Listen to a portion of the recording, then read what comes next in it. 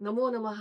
श्री गणेशाय नमः. श्री सरस्वते नमः. श्री गुरुभ्यो नमः. श्री कुलदेवतायै नमः.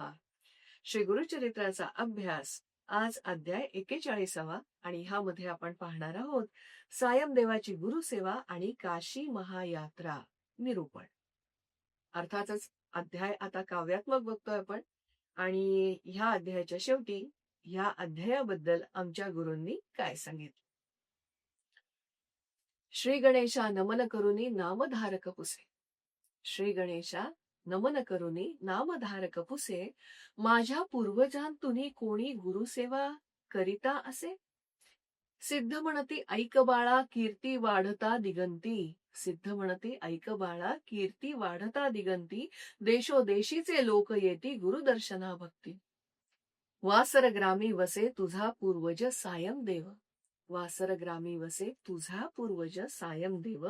गुरूंचे तयावरी अपार प्रेम अनन्य भाव. महिमा ऐकुनी गाणगापुरी आला प्रथमवार. महिमा ऐकुनी गाणगापुरी आला प्रथमवार. वेशीपासूनी मठापर्यंत साष्टांग दंडवत सार.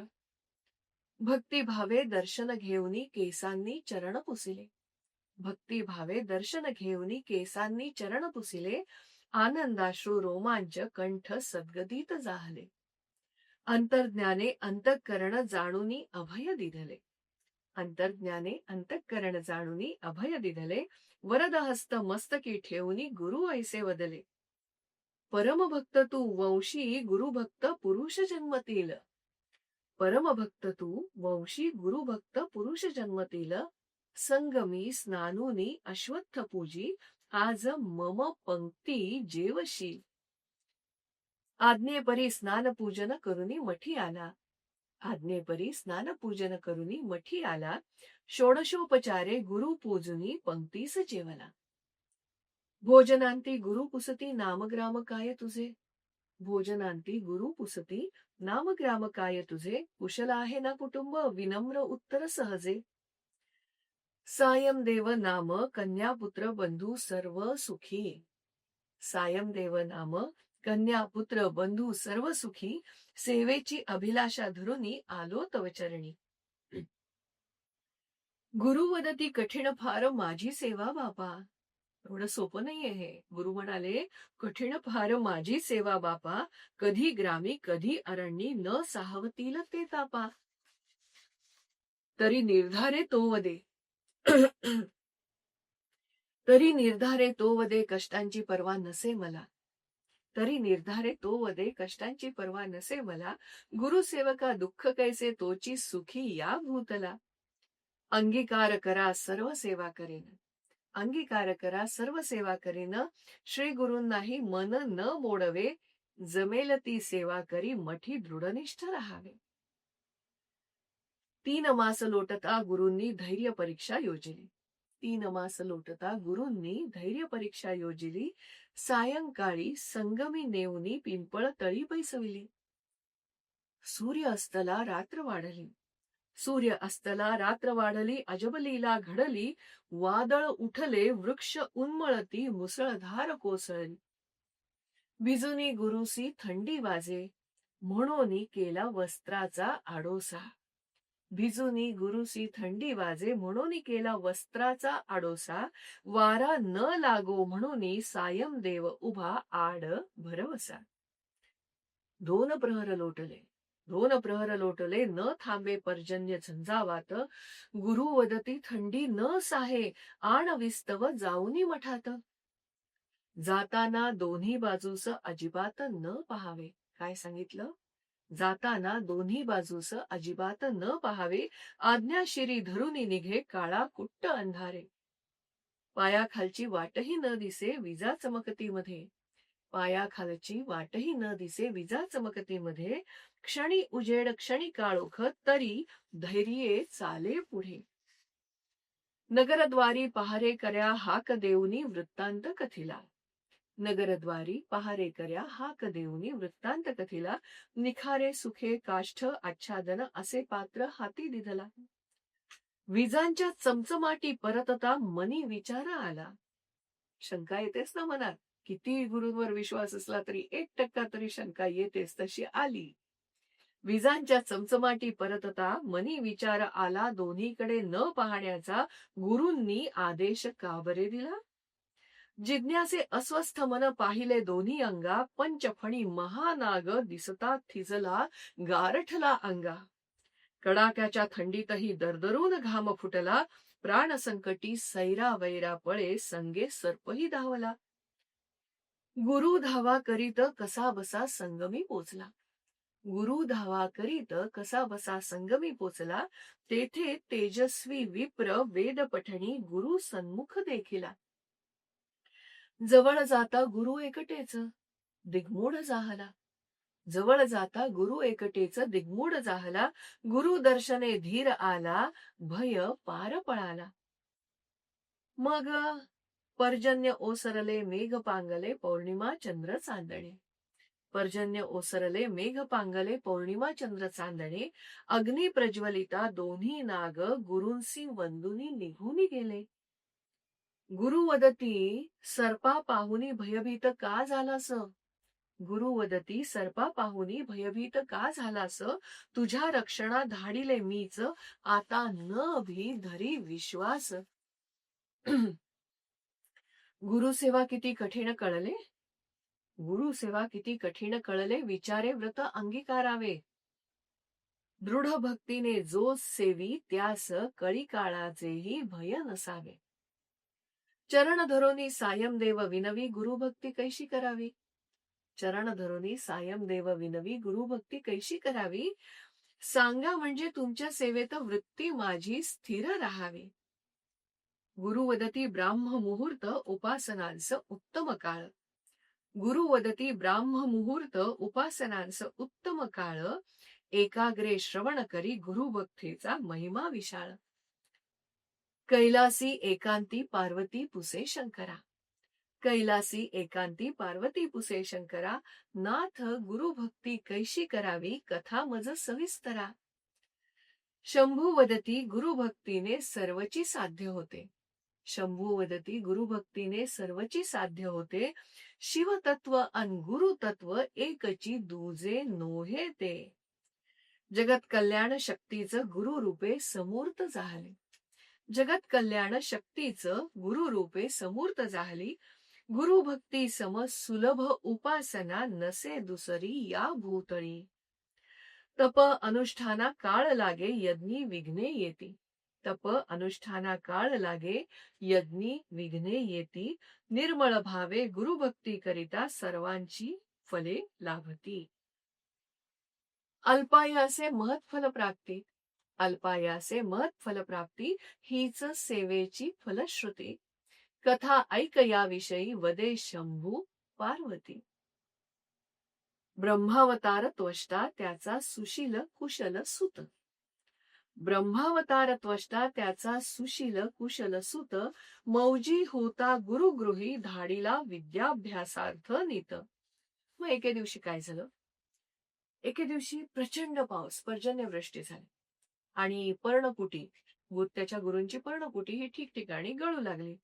तेव्हा त्याचे गुरुजी त्याला काय म्हणाले की, थोडक्यात गुरुजींनी त्याच्याकडे काही मागितलं. काय मागितलं? न गळणारे न कोसळणारे भक्कम गृह बांध, सुंदर सर्व सुविधांयुक्त शिष्या पहिला सान. माझा शिष्य आहेस ना तू, तर मग तू हे मला दे. बरं, फक्त गुरूंनी नाही मागितलं, आता गुरुपत्नी पण म्हणाली. काय? ती म्हणाली, वत्सा माझ्यासाठी तू न विणलेली न शिवलेली अशी प्रमाणबद्ध रंगीत चोळी घेऊन ये. ह्याच्यावर गुरुपुत्र म्हणाला की तू माझ्यासाठी पादुका आण, की ज्या माझ्या पायामध्ये नीट बसल्या पाहिजेत आणि त्या नेहमी स्वच्छ राहिल्या पाहिजे. तसंच त्या घातल्यावर मला पाण्यावरून न बुडता चालता आलं पाहिजे. ह्याच्यावर गुरुकन्येनी पण सांगितलं की माझ्यासाठी तू कर्णभूषणे आण. हस्तिदंती घरकुल पण हवंय बघा. कर्णभूषणे तर हवीच आहेत, अजून काय हवंय? हस्तिदंती घरकुल एका खांबावरी उभे, न तुटणारे नित्य नवे, मी जाईन तेथे लोभे. पाट ठाणवी आत असावी. कसं घर हवंय मला? पाट ठाणवी आत असावी, तू पाकशास्त्र शिकवी मला, काजळी न लागे, अन्न गरमच राहे, भांडी अशी दे तू मला. मान्य करूनी निघे शिष्य, घोर अरण्यी प्रवेशला. सगळ्यांना हो म्हटलं, चौघांनाही.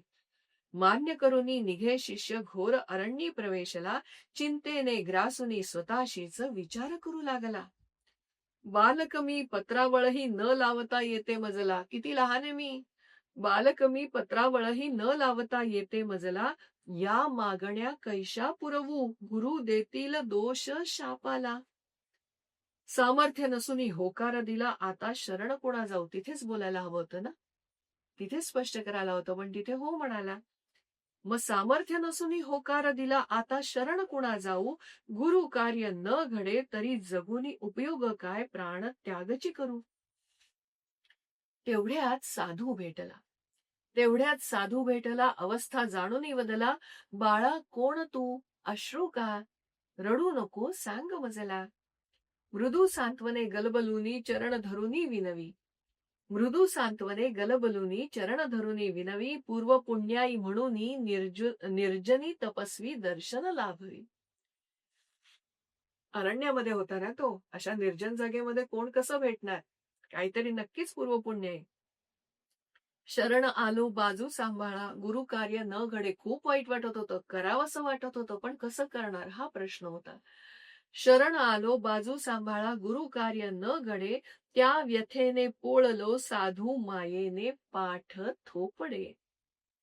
बाळा उपाय सांगतो, काशी क्षेत्री जातू. बाळा उपाय सांगतो, काशी क्षेत्री जातू. पवित्र प्रभावी शिवपीठ, विश्वेश्वरा आराधी बहु. शीघ्र प्रसन्न शंभू दयाळू. शीघ्र प्रसन्न शंभू दयाळू, त्याच्याच कृपा प्रसादे, ब्रह्मा सृष्टी रची, विष्णू पाळी, कथिले काशी महात्म्य आदे. काय सांगितलं. शीघ्र प्रसन्न शंभू दयाळू, त्याच्याच कृपा प्रसादे, ब्रह्मा सृष्टी रची, विष्णू पाळी, कथिले काशी महात्म्य आदे. अवधूता अरण्येमी, काशी कोठे न जाणे. अवधूता अरण्येमी, काशी कोठे न जाणे. एवढेच ना, नेतो तुझं मला ही यात्रा घडे या निमित्ताने. काशी न घडता मनुष्य जन्म, व्यर्थची समजावा. काशी न घडता मनुष्य जन्म, व्यर्थची समजावा. योग सामर्थ्ये तत्काळ, काशी क्षेत्री नेला भावा. मग तिथे गेल्यावर तेथील अनेक शिवलिंगांचे कोणत्या क्रमाने दर्शन घ्यावे ते समजावले. त्यातील काही प्रातिनिधिक नावं. प्रथम मणिकर्णिकी स्नान. प्रथम मणिकर्णिकी स्नान, विनायक पांचाळेश्वर, महाद्वारी विश्वेश्वर दर्शन, पुनश्च गंगातीर. मणिकर्णिकेश्वर पूजुनी, कंबलेश्वर वासुकेश्वर, पर्वतेश्वर गंगाकेशव, ललिता देवी जरासंधेश्वर.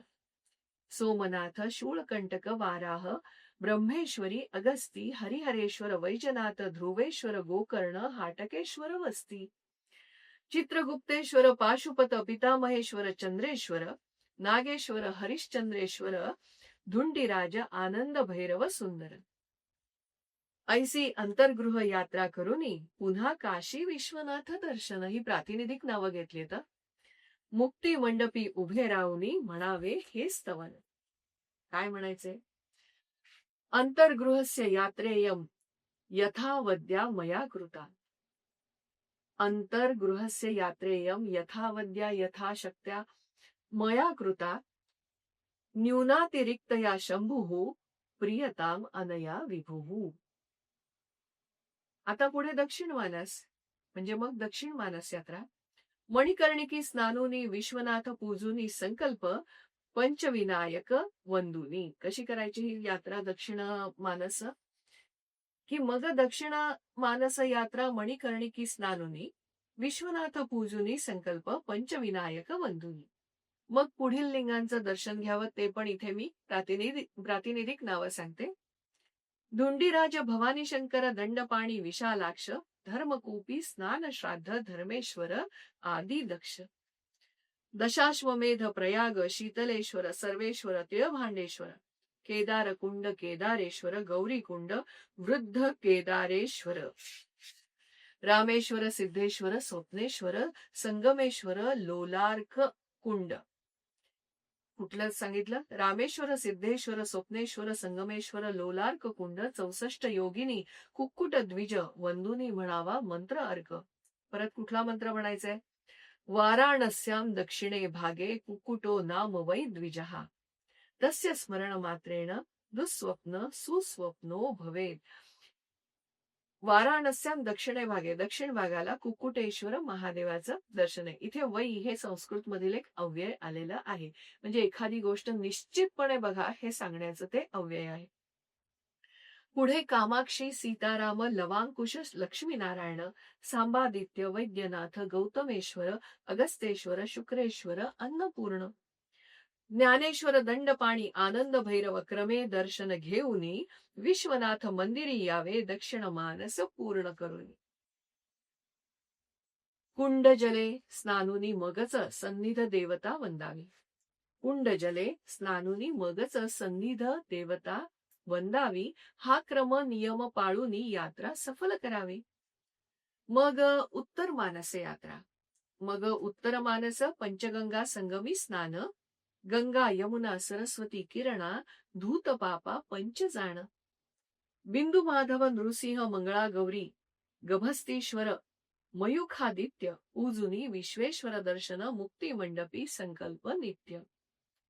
आदित्य अमर्दकेश्वर नवग्रह काळभैरव क्षेत्रपाळ कृत्तिवासेश्वर रत्नेश्वर दक्षेश्वर अपमृत्येश्वर मध्यमेश्वर काळ.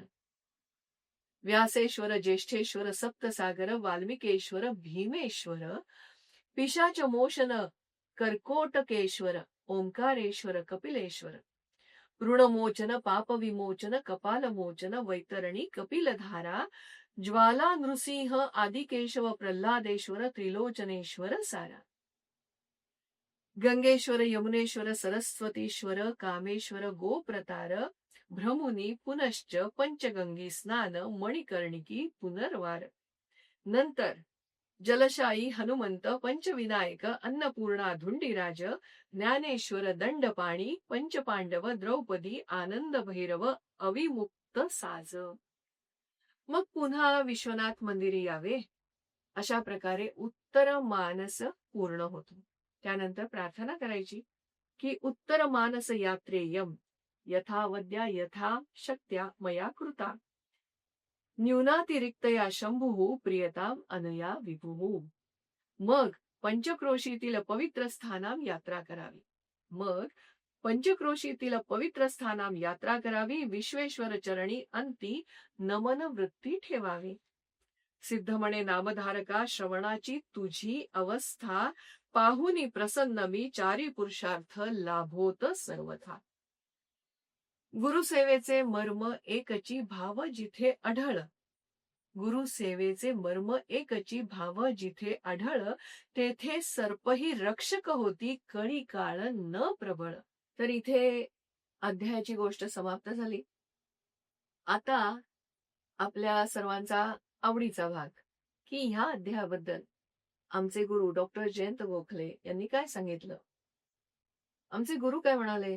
भक्तिकांडातील हा अध्याय आहे आणि यामध्ये आपण सायमदेवाची सुरुवातीला कथा ऐकली की त्यातून त्याची निष्ठा त्याची परीक्षा आणि गुरुभक्तीचा अगाध महिमा ह्या गोष्टी आपण पाहिल्या की वादळ अंधार पाऊस आणि दोन्ही बाजूंना 5 फणांचे महानाग अशा प्रसंगातून तो गेला. तर ह्यातून आपण काय शिकायचं. सगळ्यात पहिली मोठी शिकवण की सेवेतील निस्वार्थ समर्पण. म्हणजे श्री गुरूंनी सायमदेवाला आधीच सांगितलं होतं ना की तुला ही सेवा करताना खूप कष्ट पडतील, ही सेवा खूप कठीण आहे. पण तरी सुद्धा तो काय म्हणाला की गुरुसेवा करणाऱ्याला दुःख कसले, उलट ज्याला कोणाला गुरुसेवा करायला मिळेल त्याच्यासारखा दुसरा कोणी सुखी असणार नाही. इथे लक्षात घ्या की कष्ट माहीत असूनही ते स्वीकारून पुढे जाणे हीच खरी सेवा. आणि आपल्या आयुष्यातही जे काम खरोखर मोलाचे असते ते सोपे कधीच नसते हे समजून घ्यायचं आधी आणि तेव्हा त्याची किंमत जाणून मग आनंदाने कष्ट करण्याची तयारी ठेवायची. पुढे आमचे गुरु म्हणाले की दुसरी फार मार्मिक शिकवण आहे. कसली. आज्ञापालनाची. की श्री गुरूंनी सांगितलं होतं दोन्ही बाजूंना अजिबात बघायचं नाही. पण वाटेत सायमदेवाच्या मनामध्ये जिज्ञासा जागी झाली. त्याने पाहिले आणि मग तो भीतीने गारठून गेला. गंमत अशी की ते सर्प त्याचे रक्षकच होते. म्हणजे संकट त्या सर्पांमध्ये नव्हतं ना, तर ते त्याच्या अविश्वासामध्ये आणि अधीरपणामध्ये होतं. बरोबर? तर आयुष्यात कधी-कधी अनुभवी माणसांचा शब्द आपल्याला अनाकलनीय वाटतो. पण त्यामागे आपल्या हिताचीच दृष्टी असते ना, तर तेव्हा तिथे विश्वास ठेवायचा आणि उगीच प्रश्न विचारत बसायचं नाही. पुढे काय शिकायचंय? तिसरी शिकवण, की जो कोणी गुरूंच्या सेवेत असतो, त्याचे रक्षण गुरु करतातच. श्री गुरु काय म्हणाले, की "मी त्या सर्पांना तुझ्या रक्षणासाठीच पाठवलं होतं." तेव्हा आपल्याला ते दिसत नसतं, आपल्याला ते कळत नसतं, पण संरक्षण चालूच होतं ना. तर आयुष्यातही अनेकदा आपल्याला जे संकट वाटते, ते खरं तर संकट नसतं. उलट आपलं ते रक्षणच असतं. आणि म्हणूनच गुरु पुढे काय म्हणतात, की जे दृढ भक्तीने सेवा करतात, त्यांना कळी काळाचेही भय राहत नाही. मोठी गोष्ट आहे लक्षात ठेवण्यासारखी. पुढे आमचे गुरु म्हणाले, की पुढची शिकवण ही त्वष्टा कुमाराच्या कथेतून आली. कुठली? संकटात कधीही हतबल होऊ नये. म्हणजे गुरुने आणि गुरु परिवाराने त्याच्यासमोर इतक्या अशक्य वाटणाऱ्या अशा मागण्या ठेवल्या. तो खरंच खूप खचला आणि त्याच्या मनामध्ये प्राणत्यागाचेच विचार सुरू झाले. पण त्या क्षणीच त्याला एक साधू भेटला आणि त्याने त्याला आधार दिला, मार्ग दाखवला. म्हणजे ह्याच्यातून आपण काय शिकायचं, की आयुष्यात कितीही अंधार दाटला, कोणतीही गोष्ट कितीही अशक्य वाटली, तरी स्वतःला संपवण्याचा विचार हे काय त्याच्यावरचं उत्तर नसतं. मदत नेहमीच उपलब्ध असते. मग ती कुठल्या सज्जनाच्या रूपाने येते किंवा कुठल्या वस्तूनी, पदार्थाने किंवा कुठल्या जवळच्या माणसाच्या रूपाने येते. फक्त आपण बोललं पाहिजे. आपण परिस्थितीला शरण गेलं पाहिजे. त्या कुमाराने जसं त्या साधूजवळ मन मोकळं केलं, तसं त्याला मार्ग सापडला. आता ह्यातील शेवटची शिकवण. कुठली? गुरुभक्ती ही सर्वात सुलभ आणि सर्वात फलदायी उपासना आहे. शंकर पार्वतीला म्हणाले ना, की तप, यज्ञ, अनुष्ठाने यांना वेळ लागतो, त्यात विघ्ने येतात. पण निर्मळ भावाने केलेली गुरुसेवा, की त्यामुळे ह्या सर्वांचं फळ लवकर प्राप्त होतं. म्हणजे अल्पायासे महत्फल प्राप्ती. तर हीच गुरुसेवेची श्रेष्ठता आहे. म्हणजे मोठमोठे विधी करता येत नसतील तरी निर्मळ भावाने केलेली सेवा ही पुरेशी असते. तर या अध्यायाचं सार काय? की सेवा निस्वार्थपणे करायची, विश्वासाने आज्ञा पाळायची, संकटात हतबल व्हायचे नाही आणि मनामध्ये निर्मळ भाव ठेवायचा. सायमदेवाला भीती वाटली तरी त्याने सेवा सोडली नाही आणि म्हणूनच तो गुरूंचा परमभक्त ठरला. की भीती वाटणे हा दोष नाहीये, पण भीतीपोटी मार्ग सोडणे हा मात्र दोष आहे. तर सिद्धांनी नामधारकाला जे सांगितलं तेच आपणही मनामध्ये कोरून ठेवूया, की गुरुसेवेचा महिमा हा अगाध आहे आणि जो निर्मळ भावाने ती करतो, त्याला चारही पुरुषार्थ साध्य होतात. तर ह्या अध्यायाची फलश्रुती काय आहे, की जो कोणी हा अध्याय श्रद्धेने वाचेल किंवा श्रवण करेल, त्याला काशी यात्रेचं पुण्य लाभेल. तर इथे थांबते. अवधूत चिंतन श्री गुरुदेव दत्त. नमो नमः.